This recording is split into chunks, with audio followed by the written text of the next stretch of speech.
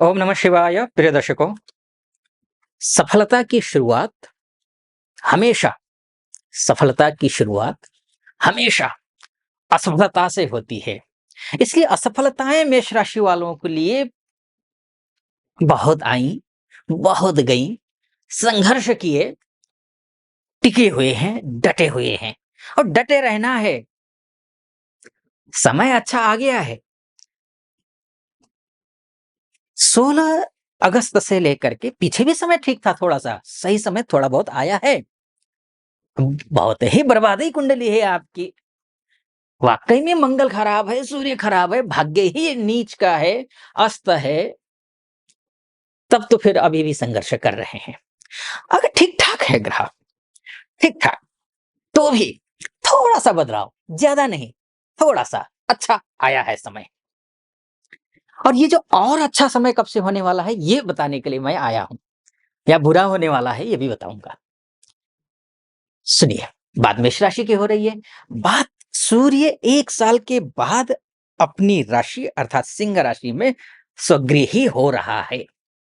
जब सूर्यदेव इस ब्रह्मांड के नायक, इस ब्रह्मांड के राजा जब अपने घर में आते हैं, सब ठीक कर देते हैं। और आपके लिए तो पंचमेश हैं।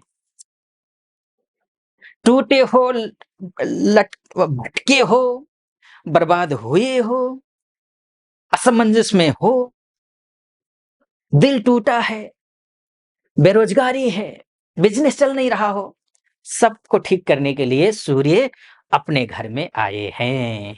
यहां आप देख रहे हैं ये त्रिग्रही योग बन रहा है। सूर्य शुक्र का शुक्रादित्य राजयोग, शुक्र बुध का लक्ष्मी नारायण राजयोग, सूर्य बुध का बुधादित्य राजयोग। जब त्रिकोण में ये तीन तीन राजयोग बन जाते हैं ना, तब भी असफलता मिले, अपने अंदर झांक करके जरूर देखना। मैंने शुरू में बोला था ना, सफलता की शुरुआत असफलता से होती है। असफलता बहुत आई, समय सफलता के लिए है। बस एक ही निवेदन करूंगा मैं।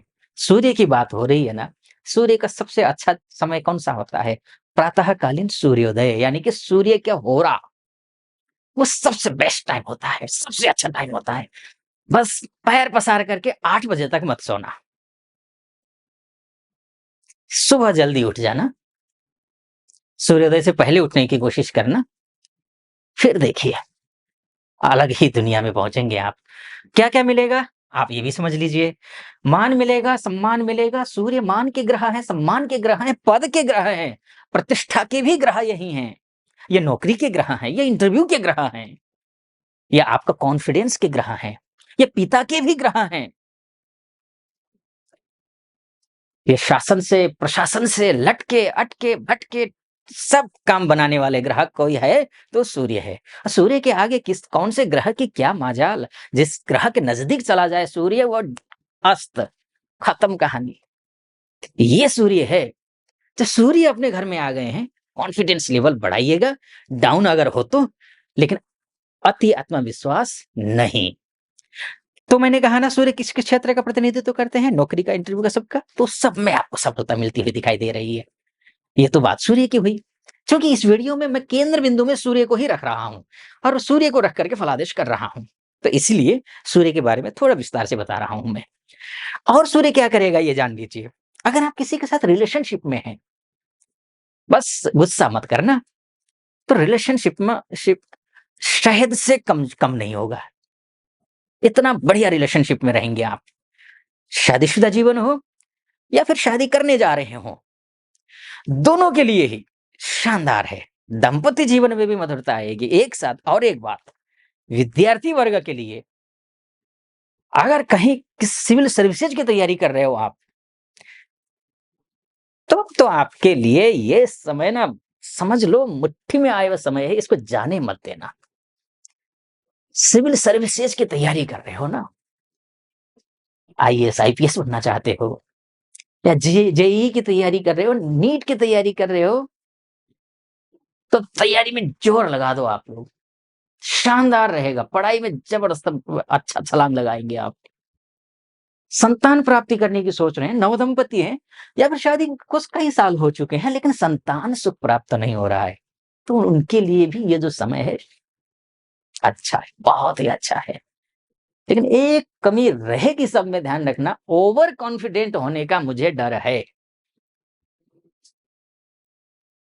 ओवर कॉन्फिडेंट ज़्यादा घड़ा भर जाए वो भी ठीक नहीं है, और थोड़ा कम घड़ा घड़ा रहे। अर्धो घटो घोषमुपैति नूनम संपूर्ण कुंभो न करोति शब्दः, संस्कृत में एक कहावत है। इसी को हिंदी में कहावत बनाया गया है, अधः जल गगरी छलकत जाए। तो अर्धो घटो घोषमुपैति नूनम, अर्थात आधा घड़ा बहुत ज्यादा बचता है, थोथा चना बजे घना, वो वाली बात है। तो आधा भी मत रहना, ओवर कॉन्फिडेंट कुछ भी बोलते जाओ, कुछ भी करो नहीं, जितना नॉलेज है उतना बोलो। मेष राशि के हो आप, चर राशि है आपकी, सोचते ज्यादा हो, विचारते ज्यादा हो, डाउन टू अर्थ रहिए, जितना आता है उससे कम बोलिए, या जितना आता है उतना ही बोलिए, उससे बढ़ करके नहीं बोलना है। सिंह राशि में जब सूर्य जाएगा ना, ये करवाता है, इसलिए मैं बोल रहा हूं, आप हैं नहीं ऐसे, ये करवाता है, इसलिए मैं बोल रहा हूं ये। तो आपको ये करना है, ठीक। आगे बढ़ो, इससे पहले एक निवेदन करना चाहूंगा। यहां तक पहुंचे हैं, मेरा विश्लेषण आपको सटीक और ऑथेंटिक लग रहा हो तो चैनल को सब्सक्राइब कर देना, वीडियो को लाइक और कमेंट बॉक्स में जा करके, 19 अगस्त तक तो श्रावण का महीना है, और मैं भी महादेव का भक्त हूं, और मुझे महादेव के अलावा कुछ नहीं भाता, इसलिए कमेंट बॉक्स में हर हर महादेव जरूर लिख दीजिएगा, ताकि महादेव की कृपा आप पर भी बनी रहे। चलिए फिर से विषय पर आता हूं। सूर्य की बात की थी मैंने, शुक्रादित्य राजयोग, लक्ष्मी नारायण राजयोग, ये भी बन रहे हैं, लेकिन कम समय के लिए बन रहे हैं। जैसे कि शुक्र के लिहाज से आपको थोड़ा ध्यान रखना पड़ेगा, कब? 24 अगस्त के बाद। अब एक बात और समझ लेना आप, यहाँ पूरी जो कुंडली के कैलकुलेशन होता है ना, किसी एक ग्रह पर डिपेंड नहीं होता है, ये 9 ग्रहों की सामूहिक फल का नतीजा है आपका भविष्य, ये समझ लीजिए, ठीक। एक ग्रह, अब सूर्य से बल्ले बल्ले मैं कह रहा हूं पिछले 5-6 मिनट से। अब मैं एक बात कह रहा हूं, शुक्र के माध्यम से ठीक नहीं है। आपका बिजनेस का ग्रह, आपका दाम्पत्य जीवन का ग्रह शुक्र है, पार्टनरशिप का ग्रह शुक्र है। शुक्र नीच का हो रहा है, केतु के साथ है, षष्ठस्थ नीच का होगा। तो होगा क्या? बिजनेस में सोच समझ के डिसीजन लेना है। पति पत्नी के बीच में लड़ाई झगड़े चल रहे हैं तो ठंडे बस्ते में डालिए, अभी कोई लड़ाई झगड़े नहीं करना, चुप बिल्कुल शांत रहिए, कोई बात नहीं, लड़ना नहीं, इतना ध्यान रखना। और आप पुरुष हैं तो स्त्री का सम्मान करिए, बेहद सम्मान करिए, सबसे ज्यादा अपनी श्रीमती जी का सम्मान कीजिए, क्योंकि शुक्र श्रीमती से संबंधित होता है, और आपके लिए तो विशेष रूप से श्रीमती से संबंधित है। आप अगर महिला है तो पुरुष के लिए, मतलब आप पति से इतना स्नेह कीजिए, इतना सम्मान दीजिए कि ग्रह ठीक हो जाए। तो ये आपको ध्यान रखना है, ठीक। अब शुक्र के माध्यम से थोड़ा सा डाउन है, तो मैंने आपको उपाय बताया क्या करना है। अब आता हूं मैं मंगल की बात करूंगा। मंगल कौन है आपके लिए? आपके लिए लग्नेश है मंगल, लग्न है, राशि है। अब लग्न और राशि आपका, ये लग्न से भी देख सकते हैं इस कुंडली को, आपका मेष लग्न हो तो भी देख लीजिएगा, राशि हो तो भी, खासकर ज्यादातर बल्कि लग्न के हिसाब से मैं फलादेश करता हूँ। तो लग्न कोई समझता नहीं है, तो इसलिए फिर राशि के हिसाब से मुझे बताना पड़ता है, क्योंकि हर कोई नहीं समझता है, ज्यादातर जो थोड़ा बहुत सरोकार रखते हैं कुंडलियों से तो वो तो जानते हैं। तो मैं मंगल की बात कर रहा था, तो मंगल देखिए ना, यहाँ पर सेकंड हाउस में गुरु के साथ है, लेकिन ये 26 अगस्त से मंगल मिथुन राशि में आ जाएगा, सीधा भाग्य स्थान को देखेगा, और राशि का स्वामी लग्नेश या फिर राशि का स्वामी कोई भी कहिए, ये जब भाग्य स्थान को देखता है ना, तो आपका स्वास्थ्य ठीक रहता है, मनोबल बढ़ता है, इष्ट मित्र ना तो रिश्तों इनसे सब कुछ ठीक ठाक रहता है, शानदार रहता है। खैर ज्यादा विस्तार में नहीं जाऊंगा मैं, बहुत कुछ कहना होता है, अथाह समंदर है ये तो कुंडली, समय अनलिमिटेड होता है। ये मोटा मोटी तौर पर है, ध्यान रखिएगा, मार्गदर्शन देने के लिए कि भाई ये ग्रह ऐसे ऐसे चल रहे हैं, समय ठीक ठाक है। कुंडली आपकी अगर ठीक ठाक हो तो ये घटित होगा, कुंडली अच्छी नहीं है यानी कि ग्रह वाकई में खराब है, तब तो माफ कीजिएगा मुझे भी, हाँ, कुंडली के बारे में डिटेल में अगर चर्चा करना चाहते हैं कि वाक़ई में कुंडली है कैसी, कौन-सा ग्रह अच्छा है, भविष्य कैसा रहने वाला है, तो नीचे नंबर है।